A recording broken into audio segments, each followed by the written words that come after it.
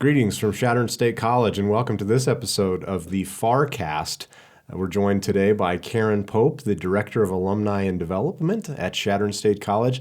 Karen actually works for the Chadron State Foundation, and the office is located on the campus of Chadron State College. I'm Alex Helmbrecht, and I'm joined today by Daniel Binkard. We are both of College Relations. Karen, thanks for joining us today. Really appreciate having you here. Daniel and I have always worked with you on a variety of projects, and so it's really kind of fun to get a chance to talk to you a little bit more. First off, how long have you worked at Chadron State, and tell us a little bit more about what you do.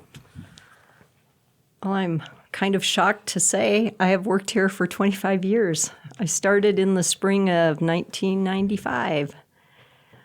When I first joined the college, I was an office assistant in the Alumni and Foundation offices, and I took the position of Alumni Director and Development Director in 2001. And what do I do? You know, it's an interesting job when you work with alumni because really you're responding to what their needs are, and they vary so greatly.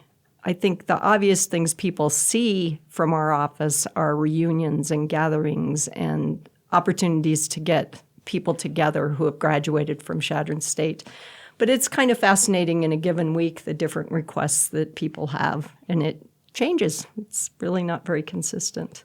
Yeah, I think people have a tendency to maybe view all of those external events, like you mentioned, the gatherings or different things like that. But there's probably a lot of things that happen behind the scenes in dealing with alumni. What are some of those? Well, we get called often for people just either trying to reconnect with someone or not sure who on campus to contact with needs they need from Chadron State College. And the line I always like to tell people is that we really do try to be their lifelong connection back to the college. So whatever requests they have, we try to respond in a way that gets them the answer they need. Yeah, that makes sense. Yeah. We get people, they might call to find out if we have a yearbook that they can scan photos of a family member. We get that often from children of alumni. We get people who just don't remember a roommate's contact information. We get people who have lost track of a faculty member and want to know if they're still here on campus, or do we have contact information for them if they've retired. It's kind of all over the board. Interesting. What's the standard style for giving information? I assume just like a hotel, you're not going to tell them what room they're staying in. You're not going to give out here's their personal address, right? Well, the policy of our office is we will only release alumni information to fellow alumni. Okay. A story I often tell, I had not been the alumni director for very long, but we had a phone call one day. Someone was looking for a student who had graduated a couple of years before. And we knew this person was not an alumni of the college. We knew it was a business that was looking for this person. And so we told them we couldn't release the information, but I would be happy to let this alumnus know that they were looking for him. Well, he called us later, and it was actually a company he had applied to when he first graduated from Chadron State where he really wanted to work. And at that point, he didn't have experience. And they came back looking for him and didn't have any contact information other than they knew he went to school at Chadron State. And this young man let us know that he was taking a job with them. And I thought that was kind of a really neat full circle way of handling, not releasing their information, but helping make contact for them. Yeah, it is a good connection. Yeah, So you are an alum of CSC, I right? am. How does that factor into the work you do, or how does it? You know, it's interesting. I've thought about this many times like when we go to conferences and we're around a lot of other people that work in our field. Yeah. I run into a lot of people who are alumni directors related in some way to the alumni office that are not graduates of that institution. Yeah. And I think, the skill set and the background you need, you can learn that. If you care about the institution and you're willing to put in the time. I think the difference when you are an alum yourself is you have that shared experience. When people across generations talk to me about things, it may not be when I was there, But there's so many similarities in experiences that we share when we come to school at Chadron State. And I think we share the same sentimentality about being a graduate of this place. Sure. That I think is really valuable. And I do think alumni relate back to that because they are, they always ask me, when were you there? Yeah. What was it like when you were there? So it feels like those little tidbits of information or the shared culture is more likely to show itself, right? I think it just resonates across and things I can tell them about my time relate to them in a similar way. Yeah. So well, you mentioned experiences, and those kind of manifest themselves as traditions. What are some of the traditions that you've learned about in your role? There's some of the obvious traditions that I think I kind of knew about, but I learned more about in working in the office, and that is probably things like Sea Hill. That was always a visible thing when I went to school here, but I never really thought about it. And when I started working in the office and learned the history about, this math professor and his son, how they went up and laid sheets on the hill and went, away to the north part of town to make sure it was big enough to learn that, I guess you relate a little to the actual person that made something like that happen. And the story of why we're called the Eagles, that a young boy, and there was an eagle flying on the campus and gave us our mascot. Yeah. I think one interesting one is I always had heard a lot when I came to school. I came here in the late 70s, but I'd always heard stories about the Phantom. And the Phantom is this mystical, I don't know. I don't even remember. It's in the 60s sometime. But as the years went by and I worked in this office and met lots of people, I actually met the person who was the Phantom. And I thought that was pretty nice, neat. Yeah, the real thing. And it was fun then as time went by to meet friends of the Phantom who then would want to reenact and bring that legend back to life on our campus. And I don't think we could get away with it now. No. It's positive stories about the Phantom, right? Yeah. He wasn't looking in windows, was he? Well, I don't really A legend? No, I think no, of course not. So for those of you who are listening and who aren't aware of the story of the Phantom, it's basically a group of friends, I think, kind of spearheaded by one person who dressed up like a Phantom, basically. He wore a trench coat. Wore a trench coat and like a white sheet. The white elastic, gloves. With sunglasses. bandage around his head. And always had a hat. There's some photos online of the character, but kind of slunk around campus and scared some co-eds, I think. We might have to get we have to get Kline in here one of these days. Yeah, to talk about it. Well, because it was always like the sighting. Right. Like it wasn't a consistent, and you knew where it was going to happen. But it would probably in today's, 2019, it probably would be frowned upon a little bit because he kind of maybe had some creepy tendencies. I suppose so. Stalking is not popular right now. So. No, or peering in windows. Yeah. No. Yeah. But the Phantom was, full disclosure, was never got in trouble for anything. No. And I think was told. Didn't break any rules, I don't think. Yeah, I was told kindly to just maybe quit being that character. So, and then it went away, but it reappeared during the Centennial Parade. Right, during the Centennial, we had the Phantom back. And one of my favorite, partly because as a little girl, I had some older siblings who attended Chadron State. And my sister came to Chadron State in the time of the Beanies. Yeah. And, I love the old photos in the yearbooks, but I remember her having to memorize this little jingle that you had to recite if an upperclassman told you to, as a freshman, that you had to honor their upperclassman status by reciting a little jingle. What would happen if you didn't? Well, I don't know. My sister must have been a rule follower. She just recited this. Good. But I hear a lot of people when we're out doing reunions talk about that, the years of the Beanie and it was just part of kind of orientation and coming to college in those years, which again, we couldn't do now. Mm-hmm. I don't think. And I think some of to me, the neat thing about traditions is they kind of change based on the generation of students that goes through. So a lot of the traditions that you talk about or that Daniel and I experienced when we were students aren't necessarily traditions now, but they're kind of spoken of. And so I think there's kind of a misconception that traditions need to be done every year at the same time, same day, same place. It needs to be organic. Yeah, and that's not necessarily the case. And so it's always good to see students who are at least active and are engaged with their they campus. find their own new connections and new things that attach them to the college. Yeah. And one of the things I always ask when it's a reunion group or just people back visiting campus is to ask about the time when they were here, because every era has even where was the hangout on campus or where did you and the community get together? And it very much changes by decades. And it's really fun when you hear them share with each other about the traditions and the important connections they made when they were here. It's a big part of college. It is. I think that's a good segue into our next question. The hangouts on campus, and we've all worked in one of my favorite hangouts, the Kline Center. R.I.P. Finally demolished around, was that 2010, 2011?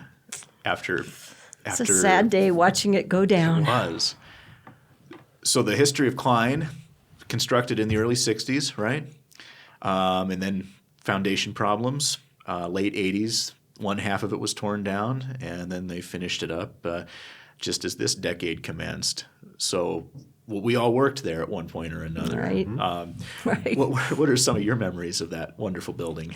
You know, it's interesting because I hadn't thought about it until you were describing the years of its lifetime. Yeah.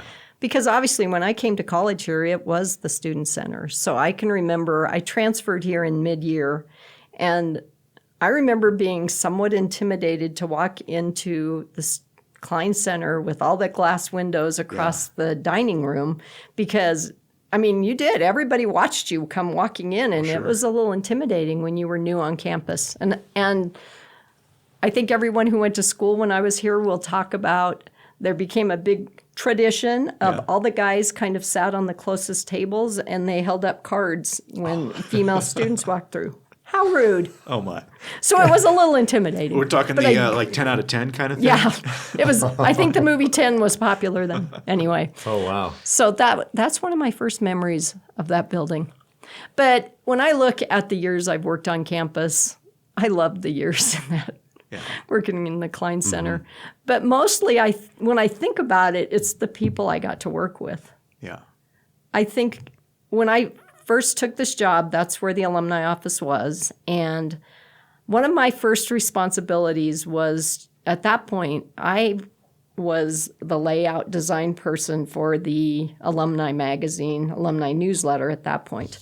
Well, I had no training in graphic design or journalism, and I really had to count on the people in the building to help me. And at that point, Dwayne Jimison was in the print shop, and he was very generous at teaching me and sharing with me. And Levita Dickinson was there with the Eagle newspaper, and she and her students were so valuable to me in trying to teach and guide me in what I was doing. I really enjoyed having that kind of camaraderie in the building. Yeah, that was my first interaction in that building was as a student. And Mine too. We were both on the Eagle? Eagle those days. Yeah. And it was kind of weird to come back and work in that environment. Yeah. One thing you have to mention is how you used to get messages downstairs. I know. I was just about to say, and then of course we had Con Marshall downstairs. And I look over the years, Deb Holland was there, and then Justin Haig, and then Alex obviously came. But at that point, communication was much different, and we had one fax machine in the building, and it was in Con's office. So we were up 2 levels, and we devised a system where we had a string tied around the balcony on the second floor outside of our office door with a string and a paper clip. And whenever we would get a fax, Con would hang it on the string, and we would run it up and down. And if I had papers that he wanted to know if I could send to him, we always said it's on the hook. Yeah. Put it on the hook. I actually thought of that this weekend. This might make Daniel chuckle. There's a Breaking Bad movie on Netflix called El Camino, and they deliver a cigarette to this guy who's in who's in a pit, and they put a string with a binder clip. And put it down. There we go. I don't think anyone was trying to get smokes to con, but No. I was told to when I was hired in 2007 how to properly use how to that use and not the to hook. misuse the Yes, hook. we were not to take advantage of the hook. I suppose not. Floppy disks back and forth on that too, right? I yeah, seem to recall. everything. Yeah. Yeah, there was One of my everything. favorite spin-offs from that is when Justin, his son, when they bought a house that had a second story, he made a string and a hook and dropped it down the stairs. And I tradition said, for sure. we are teaching him correctly. Karen, when you were here in school, what did you want to do after you graduated? And then talk a little bit about what you were involved with on campus. It's funny when I look back at my college years, because when I first graduated from high school, what I really wanted to do was to be an English teacher. I had an English teacher I very much admired in high school, and I thought I would like to either teach English or speech. Those were the things I really loved. And my first semester in college, I did not start at Chadron State, but my first semester in college, I came across a political science professor that really revved me up about everything in his department, and I changed my major to political science. Who was that? His name, this was at, I started at Nebraska Wesleyan. Okay. And he was a young professor then, and I think it's funny because later one of my sons went to school there and had the same professor. Oh my gosh. That's But great. anyway, when I decided I was going to transfer back to Chadron State, I had a political science major. And I did finish that here, but when I got to Chadron State, my brother, George Watson, was my advisor, and he really encouraged me to broaden that degree. And so I did take enough hours to complete a history major and a social science major. So in those years of trying to figure out what you want to be when you grow up, I had met my future husband here, Andy Pope, and I started dating, and I knew he was in education, and one of my early goals, I had thought I wanted to go to law school, but with his career goals pretty set, I knew that probably was not going to happen, so I completed an education degree, which was really valuable to me because we lived in several small communities in our early years of being married. So I had that education background to use in those communities until we came back to Chadron. Nobody says they're going to be a fundraiser when they grow up, so I suppose not. yeah. So that part's not necessarily. But I think that kind of speaks to no one knows what they're going to be when they're 20 years old, and when you're in your career, you're not 20, I know. And so give yourself a broad base, give yourself a lot of opportunities, and that's exactly what you did. I remember telling my children, I think basically because my husband, from the time he was a little boy, knew he wanted to be a teacher. He knew that, and he didn't ever veer from that path. I went all over the place, and I told my kids that as long as you can be a learner, you'll be okay. You'll find something out there you love, and just always be open to that journey of continually learning. Yeah, So, good advice. yeah. But So how has your impression of CSC changed over the years from growing up to being back here? that's a big evolution for me. I suppose so. I grew up in Bridgeport, and so we came to Chadron State for everything. We came here for music days, for theater contests, for band day, and because it was so close, I thought I never would want to come to school here. I felt like I knew it well, and that I wanted to fly somewhere else. Well, I think what happened to me is when I was a senior in high school, I have 3 older siblings. 2 of the 3 my brother and brother-in-law had graduated from Chadron State, but they had made the decision they were coming to Chadron State to work on their graduate program the next year, and they were going to be residents, the parents in High Rise and Andrews. Okay. Well, then my brother George, who was an attorney in Lincoln, took the job here with the Justice Studies program. So I was going to have all 3 siblings here. There was no way I was coming to Chadron State. And at that point, it wasn't that I felt like I've been here a lot. I knew it. It was more I needed to try and do something on my own. Yeah. Okay, so then when I did decide to transfer back, I had such a great experience here. I mean, my classes, my friends, the professors did so much for me. And I was always grateful that I had the opportunity to come back. When we both graduated, Andy took some teaching positions in other parts of the state. And when a position opened here at Chadron High School, he wanted to come back. And at that point, I was not sure about that choice. You know, when you know the community from the college perspective, I just wasn't sure about it. Well, I remember the day we came back to interview, and while he was doing that, I just spent some time in Chadron. I came up on campus, but I tried to spend some time in the community. And I think it's pretty obvious we came back in 1984. I never thought we would be here that long, but it really, it's our home. You know, my two younger children were born and raised here, so it's been the place we know and love. Yeah. So, Karen, how has your job changed over the years, and then have alumni changed? Because you've been in it long enough to see maybe some changes. Yeah. You know, I thought about this idea of have alumni changed. I think what's changed would be the same answer in so many of our jobs. Technology has changed. Sure. You know, the ways we can contact and the ways people reach out to us has changed because of that. I don't know that I feel like things they need from us or things they request have changed as much as the methods. And there's also a different... The early years when I worked here, if people wanted to find someone or get in touch with someone, they really needed our help. Well, now you have Facebook and you have the internet, and people can connect outside of us. So that is much different than it used to be.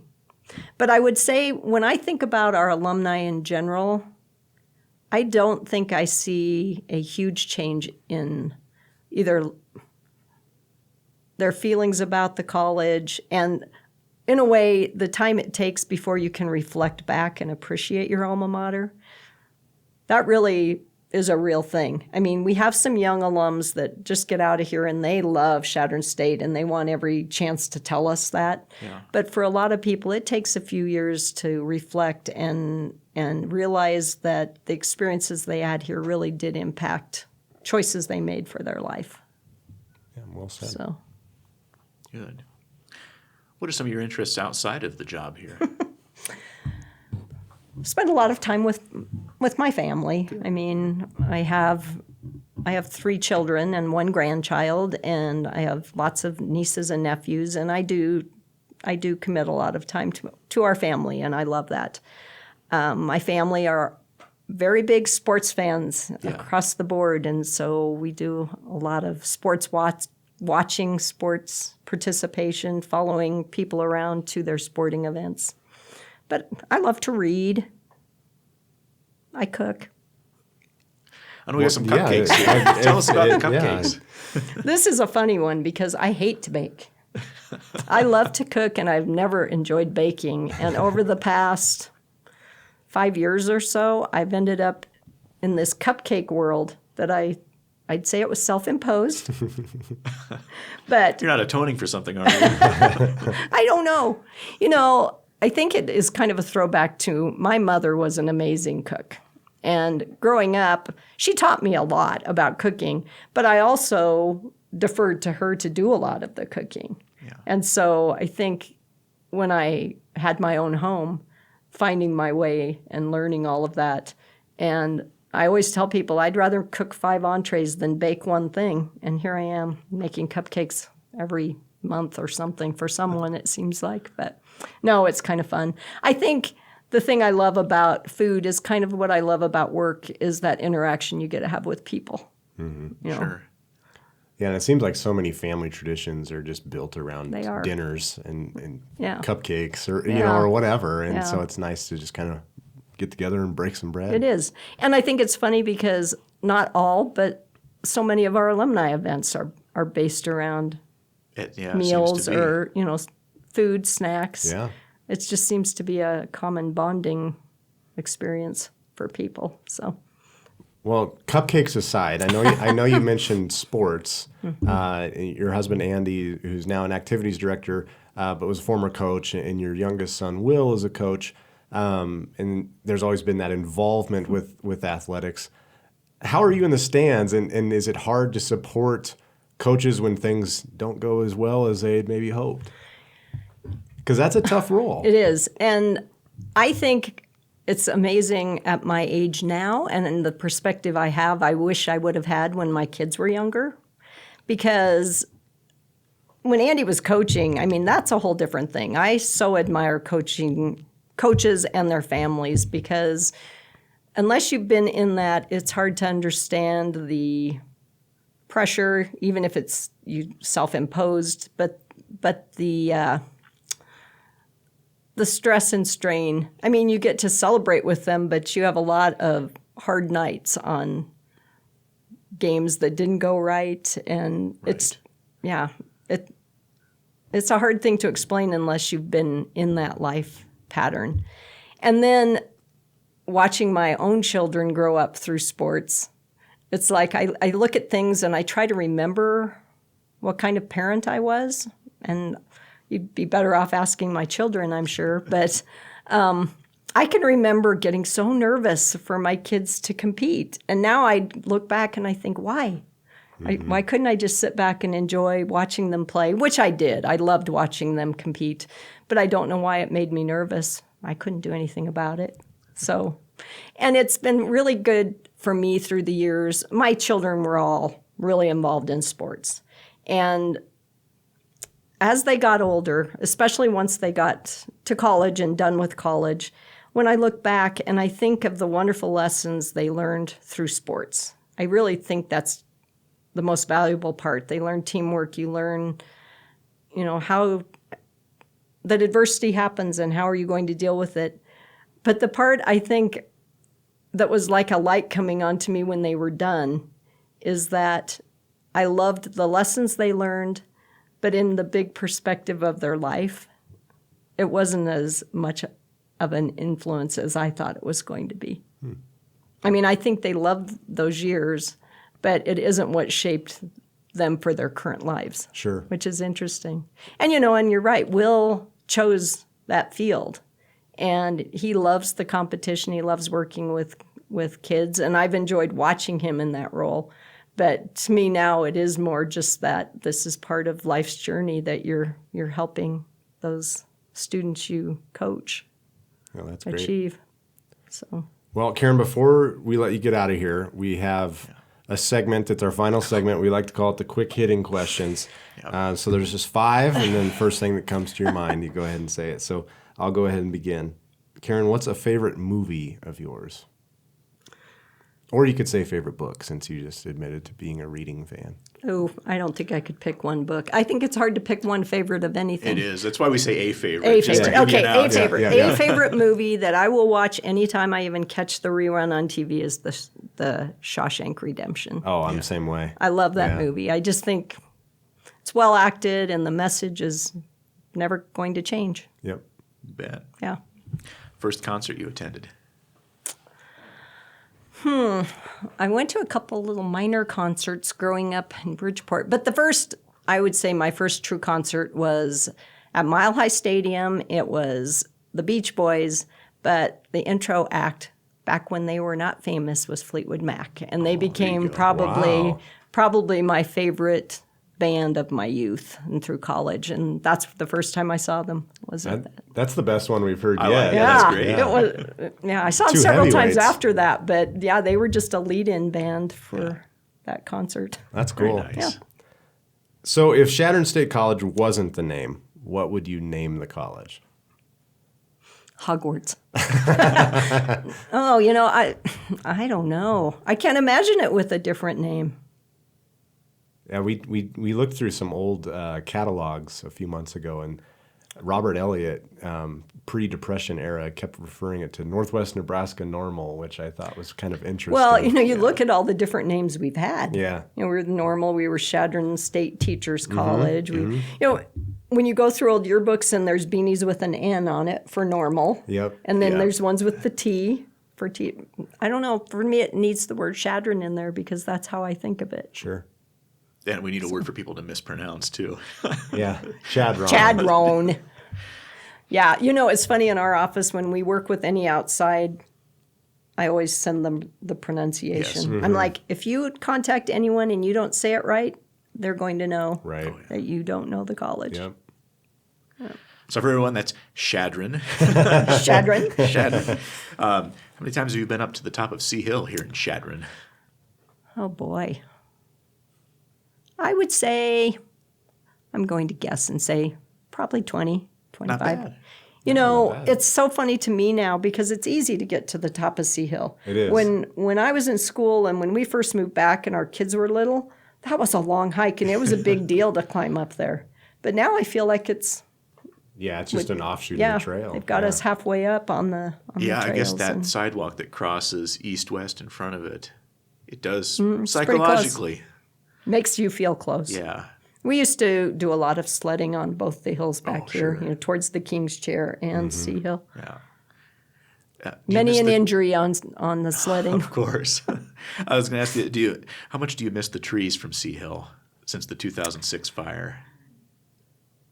It does look quite different, but I think I've kind of gotten used to it. And again, I had an older alum tell me to go back and look at some early pictures of Chadron State College, probably when it was the normal school, and there weren't trees. Right. So it's kind of just true. been an evolution of them being here and not. On the older pictures that I see of it, you can almost see the sea better now. Yeah, Yeah, you it can. stands out a little bit more. Yeah. Karen, I think you're right. You do get used to it. I kind of hate that I've gotten used to know. it without the trees. You Same know with what the was state park. interesting? So at homecoming, there was a reunion group that came back from the 70s, and a number of them had not been here since they graduated. And it was a big topic of conversation. And I was surprised because I don't think of it now. Right. And it made me really look at the hill again, and Yeah. because they were all very sentimental about the difference in how it looked. Yeah. So Yeah, from our perspective, we would use it quite a bit before 2006 as a backdrop for promotional photos, Right. and it really changed since then. And then having that perspective from the alumni from all the different years. Yeah. yeah. Okay, Karen, last one. What is the first word that comes to your mind when you think of Chadron State? People. It's always about the people. When I go out and I get to talk to alumni from every different era, it's always a person here or a number of people here that made a difference to them. And it can be the friends they've held for a lifetime, but most often it's a faculty or staff person that they really associate with their time here. Oh, that's We're great. lucky that we have great people here. We do. We really do. And you're one of them. And Yes. thank you for taking the time today. And You're welcome. Thank you appreciate for inviting joining me. us. Thank and you. thanks for the cupcakes. You're welcome. Looking forward Enjoy. to that.